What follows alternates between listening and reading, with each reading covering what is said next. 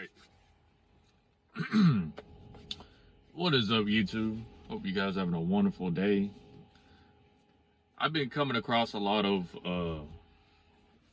videos on about being a good person, being quiet, getting picked on a lot. All this you can say like self-projecting images they have of themselves, and they want to direct to the whole world or the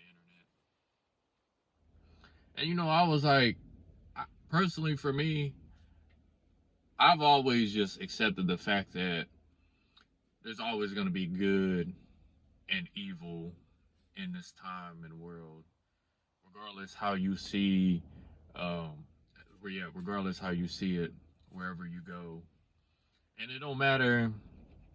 It don't matter the situation. What really matters is for you as a person on how are you going to handle those situations.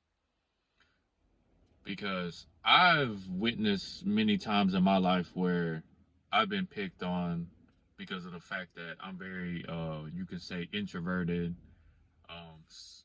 reclusive, standoffish, and I don't really do the norm when it comes to working a job with large amounts of people, and here the higher ups or the team leads or the supervisors.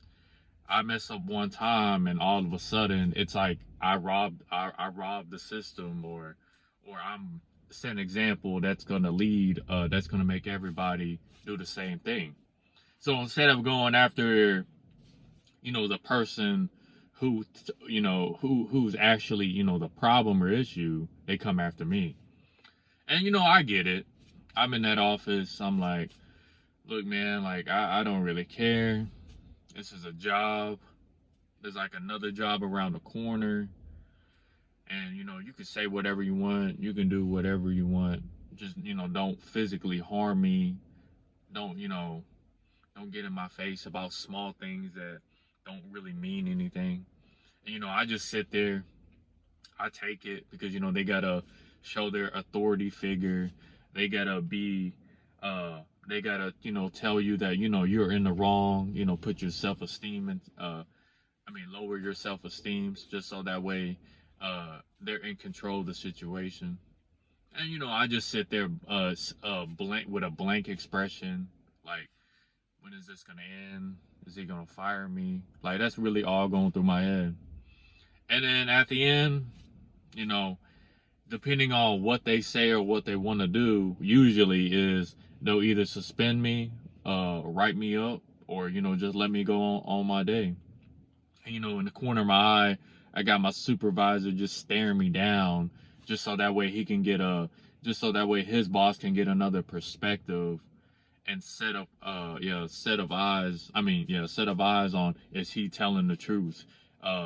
Is he gonna do what I say he's gonna do? Like, this is corporate policy bullshit that really just doesn't mean anything except just fueling their ego, and their stupid policies that really don't mean nothing, because outside of their office and their door window, they would see that I'm not even the main issue of the problem, but they would rather just pick on me because I'm an easy target. And I just accepted it because I'm not gonna lie, the money is good. They're not physically harming me. I can tell from like their tone of voice and attitude that they don't even really want to deal with me. It's just more of like, it's more of a it's more of a pain in the ass for them to even deal with me. So that's why I'm just like sitting there like, I have no shame of getting fired.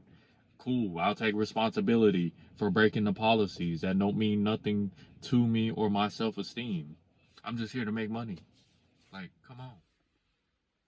But at the same time, like, outside of work, I've dealt with, people just picking on me like in public places. Most of the time, I just look at them and then just walk away, because like I said, they're not physically harming you, Like, what is the need for you to be involved? Like, really?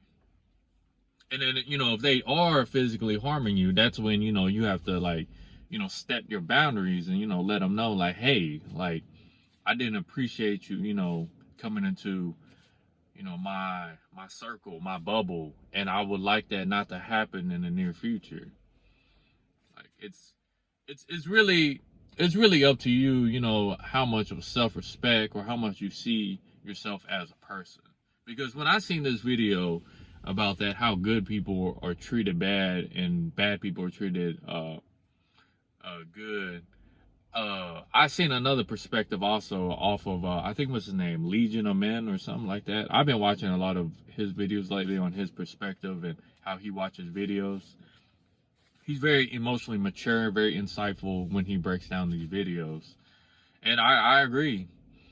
Um, I mean, I agree to a certain extent, because at the same time, I grew up introverted, quiet, put my head down, just going with the flow.